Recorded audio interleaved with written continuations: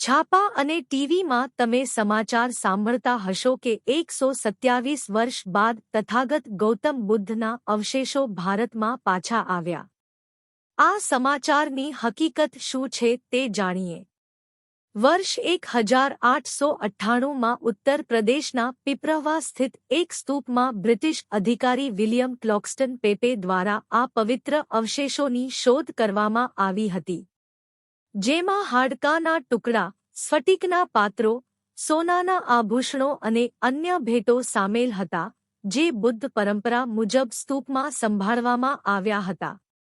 બ્રાહ્મી લિપિમાં લખાયેલ શિલાલેખ પરથી સ્પષ્ટ થાય છે કે અવશેષો શાક્ય વંશ દ્વારા ભગવાન બુદ્ધને સમર્પિત કરવામાં આવ્યા હતા, જે પોતે જ બુદ્ધનો કુટુંબ હતો.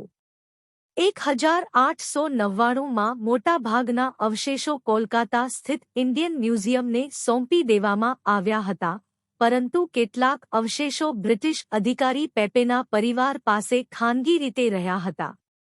વર્ષો સુધી આ અવશેષો ખાનગી સંગ્રહમાં જ રહ્યા અને 2025માં તે હોંગકોંગમાં યોજાયેલી સોથબીઝ નીલામીમાં અચાનક સામે આવ્યા. ભારત સરકારે આ પરિસ્થિતિને ગંભીરતાથી લઈ નીલામી રોકાવી અને કાનૂની તેમજ કૂટનૈતિક પ્રયત્નોથી આ અવશેષોને સુરક્ષિત પરત લાવ્યા. આ અવશેષ કિંમતી રત્નની સચ્ચાઈ આ વિડિયો દ્વારા જાણીએ.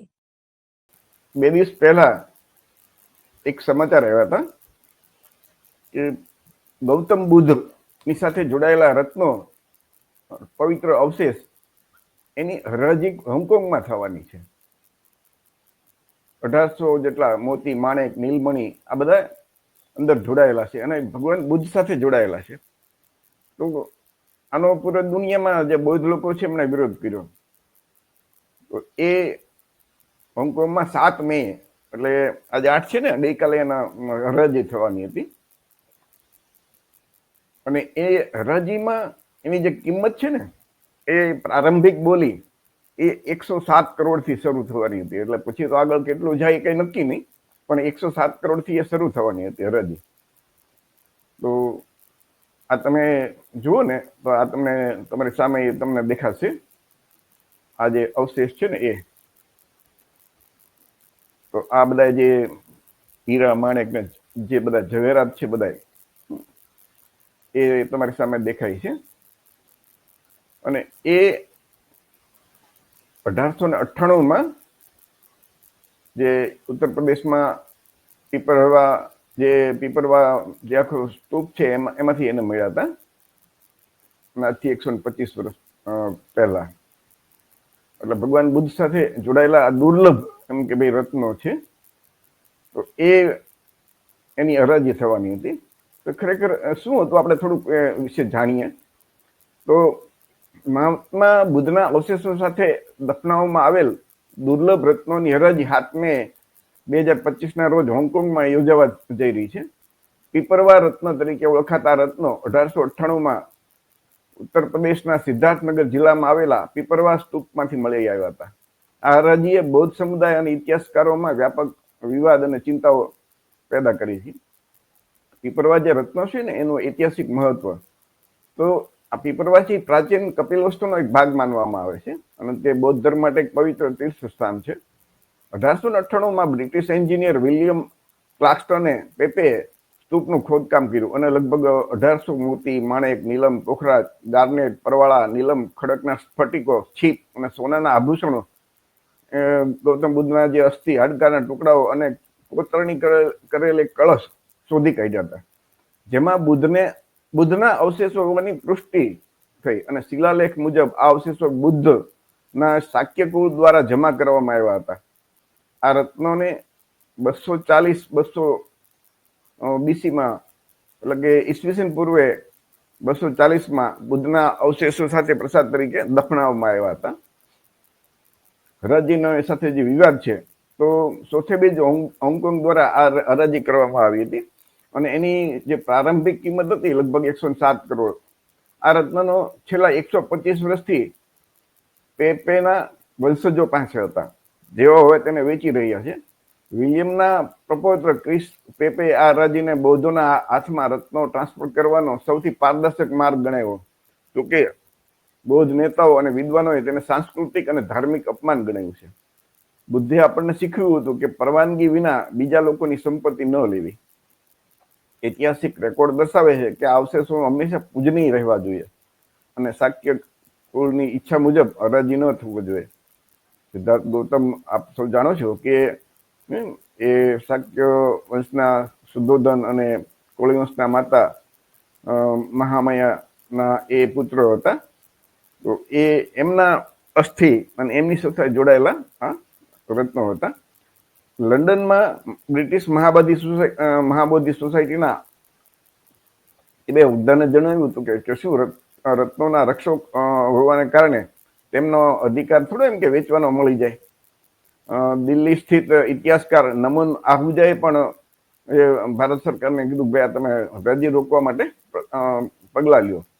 તો સંસ્કૃતિ મંત્રાલયે આ સોથેબી જે હોંગકોંગ અને ક્રિસ પેપેને કાનૂની નોટિસ ફટકારી અને હરાજી તાત્કાલિક રોકવા અને રત્નો ભારતમાં પરત કરવાની માંગ કરવામાં આવી છે. મંત્રાલયે જણાવ્યું કે રત્નો ભારતીય કાયદા હેઠળ ડબલ એ પ્રાચીન વસ્તુ છે જે વેચાણ અથવા તો એના માટે પ્રતિબંધિત છે.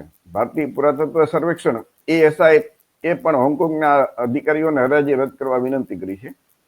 મંત્રાલયે નાણાકીય તપાસ એકમ અને હોંગકોંગ સમક્ષ સાથે સંકલન કરવા અને આંતરરાષ્ટ્રીય કાયદાઓના ઉલ્લંઘનને પ્રકાશિત કરવા નિર્દેશ આપ્યા છે. તો એક સામાજિક અને ધાર્મિક પ્રતિભાવ શું એનો? તો સોશિયલ મીડિયા એક્સ ઉપર બૌદ્ધ અને બહુજન સમુદાયે આ હરાજીને સંસ્કૃતિનું અપમાન ગણાવ્યું અને બૌદ્ધ આસ્થા ઉપર હુમલો ગણાવ્યો છે. વંચિત બહુજન અઘાડીના નેતા પ્રકાશ આંબેડકરે તેને આધુનિક યુગની સૌથી આશ્ચર્યજનક પુરાતત્વી શોધોમાંની એક નું વેચાણ ગણાવ્યું અને ભારત સરકાર પાસેથી તાત્કાલિક પગલાં લેવાની માંગ કરી. ઘણા બૌદ્ધ સંગઠનોએ આ હરાજીને વસાહતી લૂંટ ચાલુ તરીકે જોઈ છે. એટલે કે એ વખતે અંગ્રેજોનું શાસન હતું ને, તો એમ કે એ અહીંથી લઈ ગયા અને અહીંથી એક જાતનું એ લૂંટ કહેવાય. એમ એ વેચી કેવી રીતે શકે રૂપિયા કમાવા માટે? તો આ બુદ્ધના એટલે ઇતિહાસમાં તમે જુઓ તો એ હોંગકોંગમાં આ જયારે હરાજી થવાની, તો આ હરાજી માત્ર બુદ્ધના વારસા વિશે નહીં પરંતુ સાંસ્કૃતિક વારસો અને વસાહતી જે એ લોકોનું જે શાસન હતું અહીંયા, તો એની ઉપર પણ પ્રશ્નો ઉભા કરે છે. પેપે પરિવારે હરાજીની કાયદેસરતા અને પારદર્શિતાનો દાવો કર્યો છે, જ્યારે બૌદ્ધ સમુદાય અને ભારત સરકાર તેને ધાર્મિક અને સાંસ્કૃતિક ગુનો માને છે. ભારત સરકાર આ રત્નો પાછા લાવવામાં સફળ થશે કે હરાજી પછી આ રત્નો કોઈ ખાનગી સંગ્રહાલય તે જોવાનું બાકી છે. આ રિપોર્ટ 2 દિવસ પહેલા હતો. મીનવાઇલ 7 તારીખે એટલે કે ગઈકાલે ભારત સરકારના જે મિનિસ્ટ્રી ઓફ કલ્ચર છે ને, એમને એક એક્સ ઉપર જાહેરાત કરી હતી કે we are please two inform that following the intervention of the minister of culture, Hong Kong has postponed the auction of the Piparwa Buddhist relics, which was scheduled for May 7, 2025. એટલે કે 2007 તારીખે જે 7 મે 2025 જે આની હરાજી થવાની હતી બુદ્ધના અવશેષોની અને જે બધા રત્નોની, તો એ એની પોસ્ટપોન અને મુલતવી રાખવામાં આવ્યું છે. આ ભારત સરકારે ઇન્ટરવેન્શન કર્યું એટલે એ રોકાણું. તો આ જે પીપરવા સ્તૂપ છે એની અંદરથી આ બધું મળ્યું, તો એના વિશે આપણે જાણીએ. આપણે બધા બાબા સાહેબના અનુયાયી છીએ, બુદ્ધના અનુયાયી છીએ, તો આપણે એ જાણવું જોશે કે ખરેખર એ પીપરવા જે સ્તૂપ છે એ શું છે. તો ત્યાં લગભગ 2200 વર્ષથી વધુ સમયથી બુદ્ધના જે અસ્થિ હોય, હાડકા, એની સાથે દટાયેલા રત્નો અવશેષો મે મહિનામાં આમ કે જે હરાજી થવાની હતી અને એની શરૂઆત 107 કરોડ રૂપિયાથી શરૂ થવાની હતી. વિચાર કરજો, 10 મિલિયન રૂપિયા. આ પીપરવા રત્નો તરીકે ઓળખાતા આ અસાધારણ અર્પણમાં રત્નો, અર્ધકિંમતી પથ્થરો, મોતી, શંખ, ચાંદી, સોના જેવા 300 થી વધુ પવિત્ર અવશેષોનો સમાવેશ થાય છે, જેને ઐતિહાસિક બુદ્ધના હાડકાની એટલે કે અસ્થિની સાથે 2000 થી વધુ વર્ષો સુધી દફનાવવામાં આવ્યા હતા. 1898માં ભારતમાં એ શોધી કાઢવામાં આવેલા.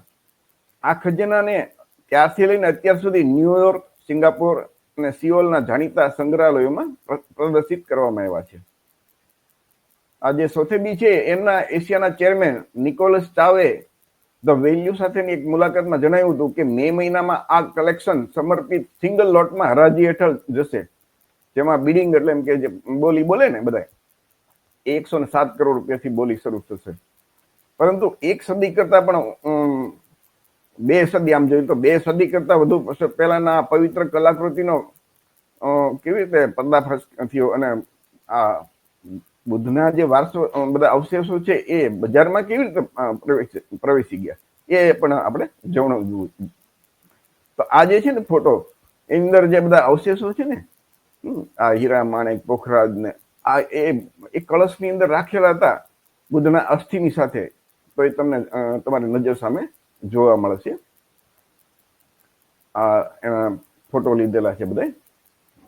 તો વિચાર કરજો, એ સમ્રાટ અશોક ગૌતમ બુદ્ધના સાથે જોડાયેલા છે આ બધા. એટલે કે એક ઐતિહાસિક વસ્તુ છે. આ તમને ફોટા તમે જુઓ. 19મી સદીમાં ભારતમાં જે પુરાતત્વ વિદ્યાનો ઉદય થયો અને જ્યારે ખોદકામ થઈ ત્યારે એમાં ખજાના અને આ ખજાનાની જાણ થઈ. અને આ સૌથી વધુ પ્રખ્યાત આ હિસ્ટોરિકલ એ ગૌતમ બુદ્ધ સિદ્ધાર્થ ગૌતમ સાથે આ જોડાયેલી પીપરવા છે. 1896માં દક્ષિણ નેપાળ ભારતીય સરહદ નજીક લુંબિનીમાં એક અભૂતપૂર્વ શોધ કરવામાં આવી હતી. ભારતના મહાન શાસકોમાંના એક સમ્રાટ અશોક એ આ રાજવિક એ સમ્રાટ અશોક દ્વારા આ પ્રાચીન પથ્થરના સ્તંભને આ સ્થળને બુદ્ધનું જન્મસ્થાન ગણાવ્યું હતું. અશોક સ્તંભના અહેવાલોથી પ્રેરાઈને નેપાળની સરહદ નજીક ઉત્તર ભારતમાં અંગ્રેજી એસ્ટેટ મેનેજર અને તાલીમ પામેલા ઇજનેર વિલિયમ ક્લેસ્ટન પેપે નજીકના પીપરવા ગામમાં એક મોટા ટેકરાનું ખોદકામ કરવાનું નક્કી કર્યું. આ ટેકરાએ તેના કદ અને લુંબીની નિકટતા એટલે લુંબીની નજીક હતું એટલે એ પેપેનું ખાસ ધ્યાન ગયું કે ભાઈ આમાં કંઈક હશે તો ખરું. જે માત્ર 19 કિલોમીટર લુંબીનીથી દૂર હતું. તો સપ્તાહો સુધી માટી અને ગીચ વનસ્પતિ સાફ કર્યા બાદ પેપેને એની જે ટીમ હતી ને લાલ રંગની ઈંટોનું કામનું વિશાળ માળખું શોધી કાઢ્યું, જેનું કદ આશરે 130 ફૂટ એટલે કે આશરે 39-40 મીટર જેટલું પ્રભાવશાળી હતું. પોતાના સંશોધનની સંભવિત મહત્વને સમજીને પેપે ભારતીય ઇતિહાસ અને પુરાતત્વ વિદ્યાના વિખ્યાત અધિકારી વિન્સેન્ટ સ્મિથની કુશળતા માંગી અને જેઓ નજીકના જિલ્લામાં જ અધિકારી તરીકે ફરજ બજાવતા હતા. એટલે અધિકારી છે એ વખતે અંગ્રેજોનું શાસન હતું, વિન્સેન્ટ સ્મિથ. તો એમની એમણે મદદ માંગી. તો આ જો મેં જોવો તો એ સમયના ફોટોગ્રાફ છે. તો 1896માં ખોદવામાં આવેલ અશોક સ્તંભને દક્ષિણમાં નેપાળમાં આ બધું સમ્રાટ અશોકના સમયમાં આ બધું બનેલું. અને એ તમે જુઓ તો ત્યાર પછી તો છેલ્લા 1000 વર્ષથી જે બધી બ્રાહ્મણવાદી શાસકોનું શાસન આવ્યું, બ્રાહ્મણ ધર્મ આવ્યો એટલે બધું જે બૌદ્ધ ધર્મના જેટલા અવશેષો હતું એને તો આ લોકોએ કોઈ એની નજર સામે જ ન જોયું. અને અંગ્રેજો આવ્યા ત્યારે સમ્રાટ અશોક અને બૌદ્ધના જે જન્મસ્થળ લુંબિની છે કે જેનું જ્ઞાન પ્રાપ્તિ છે બૌદ્ધ ગયા અને પેલો ઉપદેશ સારનાથ છે આપ્યો ત્યાં, અને એમનું જે મહાપરિનિર્વાણ થયું એ કુશીનગર. તો આ બધા સ્થળો છે એને કોઈ ભારતમાં અંગ્રેજો આવ્યા ત્યારે જાણતા જ નહોતા. તો ભલું થાવ એ અંગ્રેજ અધિકારીઓનું કે જેમણે આખું આ બધી શોધ કરી. અને એ પણ ચાઇનીઝ યાત્રી હતા, ફાહિયાન, યુએનસંગ, ઇત્સિંગ, આ બધાની જે ડાયરી હતી લખેલી એના ઉપરથી એમને આ બધું જાણવા મળ્યું કે આટલું છે. અને મહાન સમ્રાટ અશોકને એ વખતે અંગ્રેજો આવ્યા ત્યારે બધા ભૂલી ગયા હતા ભારતવાળા જે બ્રાહ્મણવાદી શાસકો, કેમ કે સમ્રાટ અશોક તો બૌદ્ધ ધર્મનો ફેલાવો કર્યો હતો. એટલે એ સમ્રાટ અશોક દ્વારા આ બધું બનાવવામાં આવેલું છે. આ એના એ સમયની તસવીર છે, તમે જો ફોટા છે. અત્યારે વર્તમાન સમયમાં તમે જોવા જાઓ તો આ જે પીપરવા જે સ્તૂપ છે ને આ એનું આવી રીતે દેખાય છે. એ બધું જે ખોદકામ કરીને અત્યારે તો એ પર્યટન સ્થળ તરીકે વિખ્યાત છે. તો એ સ્તૂપ અત્યારે તમે જુઓ ને તો તમારી સામે આ વિચાર કરજો કે સમ્રાટ અશોકે 2200-2300 વર્ષ પહેલા બનાવેલું આજની તારીખે એમના અડીખમ મોજૂદ છે. વિચાર કરજો. સામાન્ય રીતે બધા લોકલ ભિક્ષુઓ ત્યાં જતા હોય છે અને એ વંદના કરતા હોય છે. આ સ્થળનું નિરીક્ષણ કીધું ને કે ઓલા સ્મિથને બોલાવ્યા અધિકારી, એટલે એમને જોયું તો એમને આનંદ થયો અને એમ કીધું કે આ એક અસાધારણ એટલે કે ખૂબ અગત્યનો જગ્યા છે અને એ સમ્રાટ અશોકના યુગનું જ હોવું જોઈએ. એટલે જાન્યુઆરી 1898માં પેપે ફરીથી ખોદકામ શરૂ કર્યું અને ઈંટોના કામમાં 18 ફૂટ એટલે કે લગભગ 5.5 મીટર જેટલું ખોદકામ કર્યા બાદ તેમની ટીમે પથ્થરની એક મોટી જે પથ્થર અંદરથી નીકળ્યા અને અંદર તેમને અવશેષો ધરાવતા 5 ધાર્મિક પાત્રો મળી આવ્યા હતા.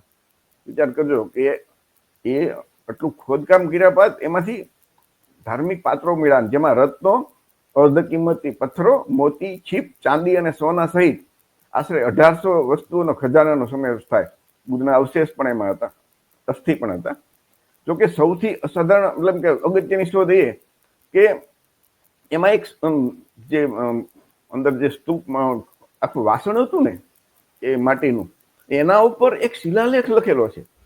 સમ્રાટ અશોકના સમયમાં એના ઉપર લખી નાખ્યું છે કે આ બુદ્ધના અવશેષ છે. એટલે ભવિષ્યમાં તમે વિચાર કરજો, સમ્રાટ અશોકના સમયમાં એ દૂરદર્શી કેટલી કે નહીતર તો આ લોકો ગમે ત્યારે નીકળે તો એમ કે ભાઈ આ તો ફલાણા ઢીકણા દેવી દેવતાનું કંઈક છે, પણ એમાં એ સમયે લખી નાખ્યું કે આ બુદ્ધના અવશેષો છે અને એ આજની તારીખે આપણી પાસે મોજૂદ છે. અને એટલે એમ કે પેપે જે છે એમને એ પુષ્ટિ કરી, એટલે કે એક ખાતરી થઈ ગઈ કે આ બુદ્ધના જ અસ્થિ છે અને આ બધા એની સાથે રત્નો પણ અંદર જોડાયેલા છે. આ જે ખોદકામ દરમિયાન જે પથ્થરનો ઝાંખો ખજાનો મળ્યો ને, આ એમાંથી એને આમ પેટી જેવું છે ને પથ્થરનું, એમાંથી એને મળ્યો. એ સમયના જે બ્લેક એન્ડ વ્હાઈટ ફોટા હોય ને એ તમે જુઓ તો તમને જોવા મળશે પીપરવા સ્તૂપમાંથી.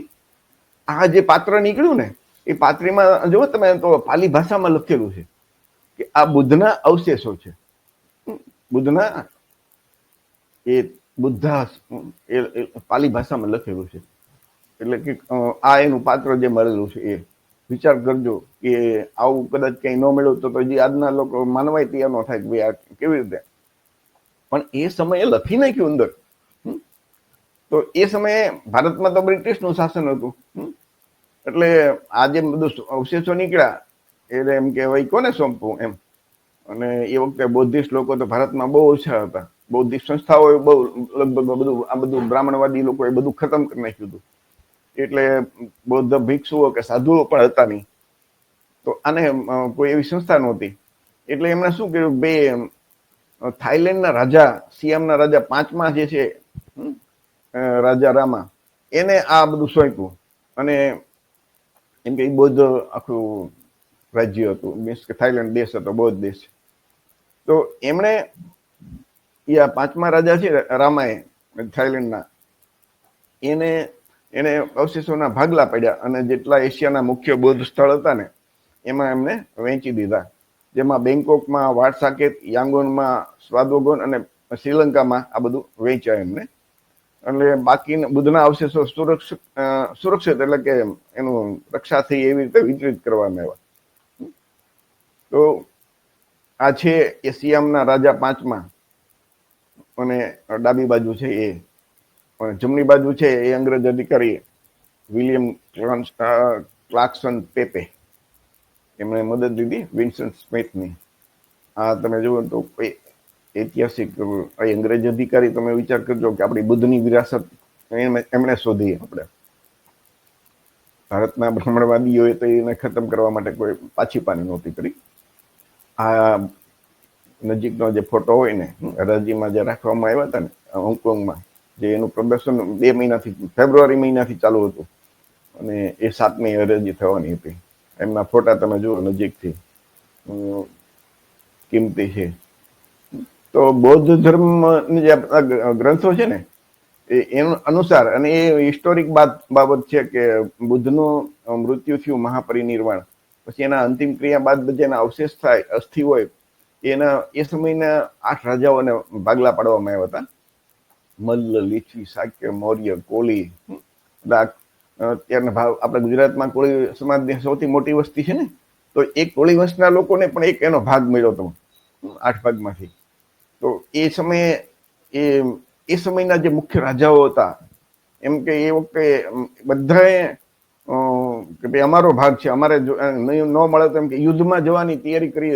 એટલા એમ કે ભાઈ એનો વિચાર કરજો કે એ સમગ્ર એ સમયના ભારતમાં કેટલું બુદ્ધ પ્રત્યે એમને લાગણી હશે, આખો ભારત દેશ બૌદ્ધમય હશે. એનું કારણ કે જો એ બૌદ્ધ ધર્મ ન પાળતા, એ મુજબ ન જીવતા હોય તો એના અવશેષ લઈને એ શું કરે? તો એ 8 રાજાઓએ પોતાના સૌ પોતપોતાના વિસ્તારમાં એના ઉપર એ અસ્થિ ઉપર વિશાળ સ્તૂપ ઉભા કર્યા. તો જે શાક્ય લોકોને મળ્યો ને વિશાળ ભાગ, એમાં એ શાક્ય લોકોએ કેમ એ આ પીપરવા સ્તૂપ ઉપર એમને બનાવવામાં આવ્યું સ્તૂપ. અને ત્યાર પછી એ તો બુદ્ધના અવસાન એટલે કે એનું જે મહાપરિનિર્વાણ થયું ત્યાર પછીની વાત છે, તરત જ નહીં. તો એ સમય પછી 200 વર્ષ પછી સમ્રાટ અશોક શાસન ઉપર આવે છે. અને એમણે આ બધા જે 8 સ્તૂપ હતા ને, 8 ભાગ હતા, એમાંથી 7 ભાગના એમણે ફરીથી ખોદાણ કરીને અંદરથી બહાર કાઢ્યા.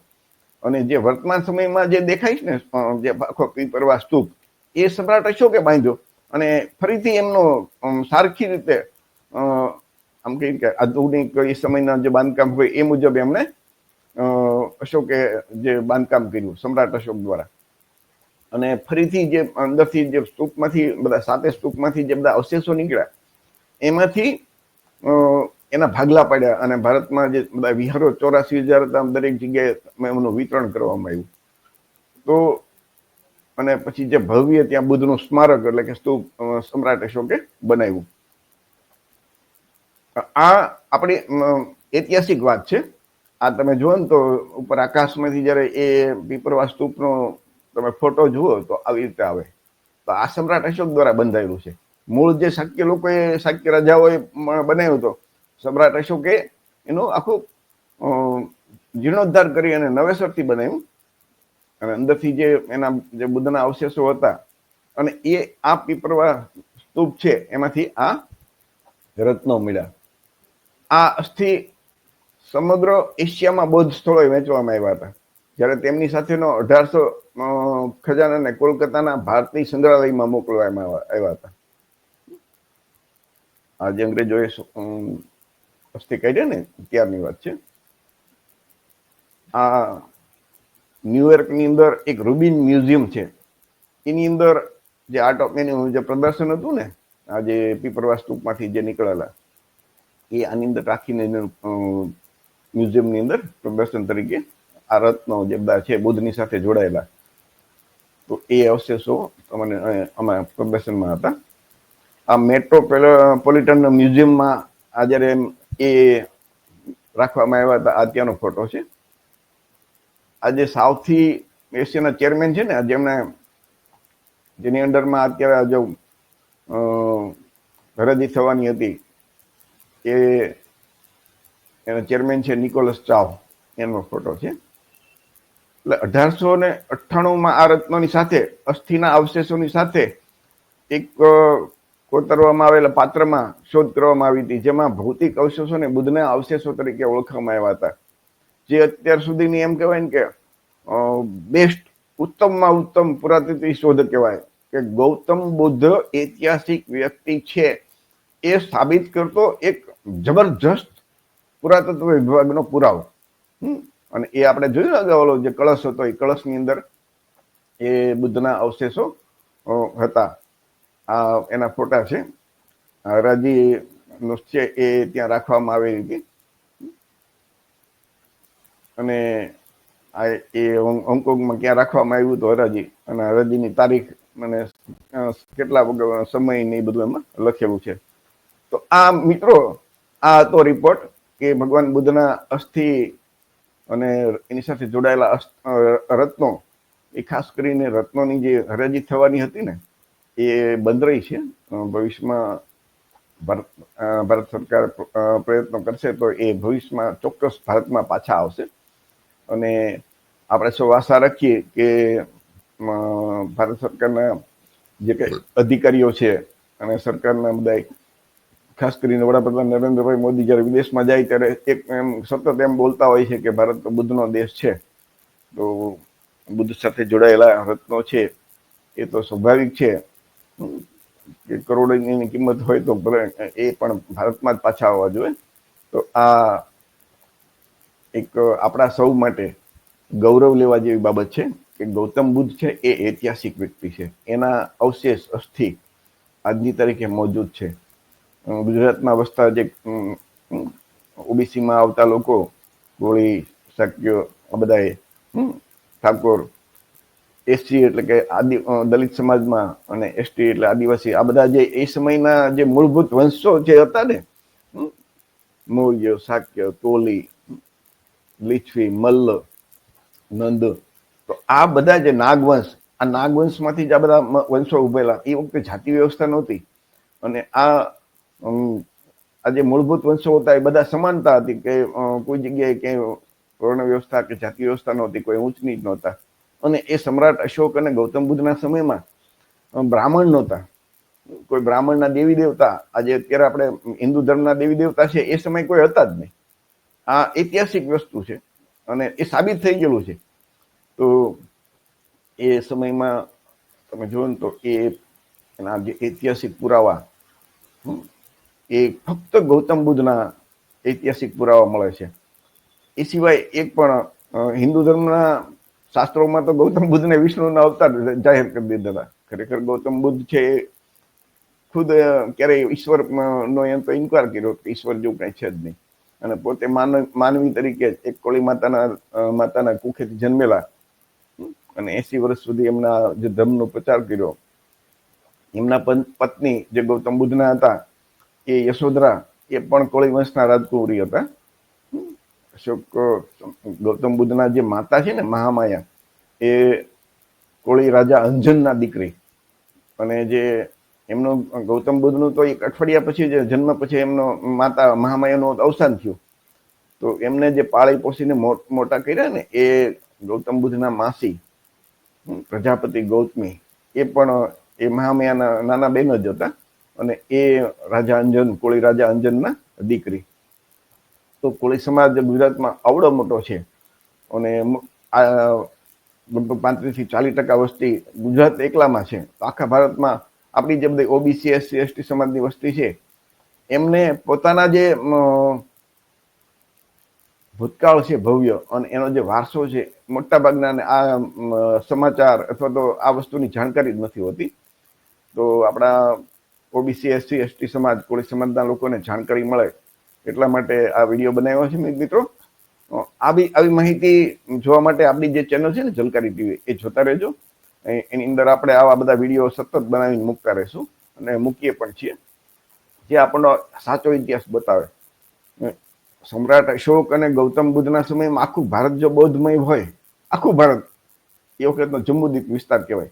તો એનો મતલબ અત્યારે જે કાંઈ આપણે બધા છીએ ભારતના જેટલા મૂળ નિવાસી, અહીંના રહેવાસી, માનો કે જે વિદેશમાંથી થોડા ઘણા મુસ્લિમ જે આવ્યા હતા, એ થોડા ઘણા, એ માનો કે ભારતમાં રોકાઈ ગયા હોય, તો એ સિવાયના તમે જુઓ તો બાકીના જે લોકો છે બધાના બાપ દાદા પૂર્વજો એ વખતે બૌદ્ધ ધર્મ મુજબ જ તે આચરણ કરતા હતા, જીવન જીવતા હતા. થોડા ઘણા લોકો હતા એ સમણ સંસ્કૃતિ માં જેને નિગંધરનાથ કહેવાય ને, જૈન, એની વસ્તી બહુ થોડાક લોકો હતા. બાકી મોટા ભાગના બધા એ પણ એ સમણ સંસ્કૃતિ જ હતી, એ બ્રાહ્મણ સંસ્કૃતિ નહોતી. સમણ સંસ્કૃતિમાં બૌદ્ધ અને મહાવીર બંને એ સમણ સંસ્કૃતિમાં જ ગણાય છે. તો ટોટલી આપણા બધા પૂર્વજો છે એ બૌદ્ધ હતા. તો સીધી વાત છે કે આપણો ભવ્ય વારસો છે એ તો છેલ્લા 1000 વર્ષમાં આ બધી બ્રાહ્મણવાદી લોકોએ કેવા કાવતરા કર્યા, એ આખી અલગ વાત છે. એનો અલગ રીતે વિડીયો બનાવી શકાય કે બૌદ્ધ ધર્મનું જે મહાયાન પરંપરા છે, વજ્રયાન પરંપરા છે, એમાં અવલોકિતેશ્વર બોધિસત્વ હતા. એના જે બધા દેવી દેવતાઓ હતા કે વિષ્ણુ, શિવા, બ્રહ્મા, વિનાયક એટલે ગણપતિ, અને જે જાતક કથાઓના બધા જે પાત્રો હતા બોધિસત્વ, તો એ રામ હતા, કૃષ્ણ હતા. તો આવા બધા જે અત્યારે જે હિન્દુ ધર્મના દેવી દેવતા છે એ ટોટલી મહાયાન અને વજ્રયાન પરંપરા છે જે બૌદ્ધોની, એનો એ ધર્મ છે. હિન્દુ ધર્મ એ કોઈ હિન્દુ ધર્મ છે જ નહીં. તો મુગલોએ આવ્યા અને હિન્દુ એક નામ આપ્યું, એને ટૂંકમાં તિરસ્કારની ભાવના તરીકે કે ગાળ તરીકે. ખરેખર તો અત્યારે જે હિન્દુ ધર્મ ચાલે છે ને, એ મહાયાન બૌદ્ધનો જે મહાયાન પરંપરા અને વજ્રયાન પરંપરાનો એ ધર્મ છે. તો છેલ્લા 1000 વર્ષમાં જે બ્રાહ્મણો છે એ પોતાને એના દેવ દેવતા જાહેર કરી દીધા. જે અલૌકિતેશ્વર બોધિસત્વ હતા એમને વિષ્ણુના અવતાર જાહેર કરી અને પોતે એના એજન્ટ બની બેઠા અને વર્ણ વ્યવસ્થા ઉભી કરી. અને જે આપણા બાપ દાદા જે મૂળ બૌદ્ધ ધર્મને માનતા હતા એટલે આપણા લોકોને એ શૂદ્ર વર્ણના અધિકાર વંચિત જાહેર કરી દીધા અને ગુલામ બનાવ્યા ધાર્મિક રીતે. તો છેલ્લા 1000 વર્ષમાં આ બધું બન્યું છે. એ આપણે અલગથી એનો વિડીયો બનાવેલા છે, બનાવતા રહેશું. પરંતુ આ એક અગત્યની માહિતી હતી તો આ તમારી સમક્ષ રજૂ કરી છે. તો મિત્રો, આ કાર્યક્રમ આપણે અહીંયા પૂરો કરીએ છીએ. વિડીયો તમારા મિત્રોને પણ બતાવજો. જય ભીમ, નમો બુદ્ધાય, જય સંવિધાન.